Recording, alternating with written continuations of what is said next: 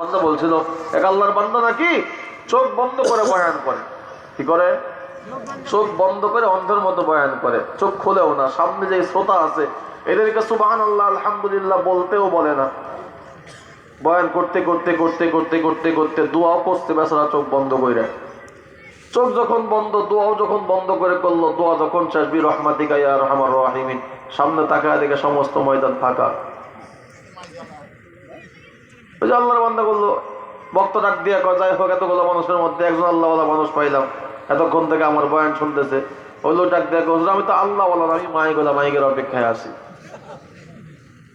এমন যদি আজকে আপনার অবস্থা হয় ভাই, আমি হই আর যেই বক্তা হোক না কেন ভাই, এখানে আসবে বয়ান করবে, আপনার আকর্ষণে বক্তার আকর্ষণ।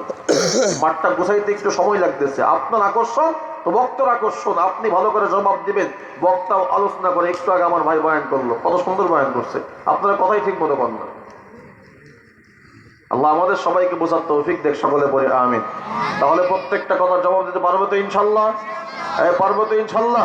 কারা কারা পারবো দুটো হাত তুলে আল্লাহকে দেখা দেন, লিল্লাহে তাকবীর।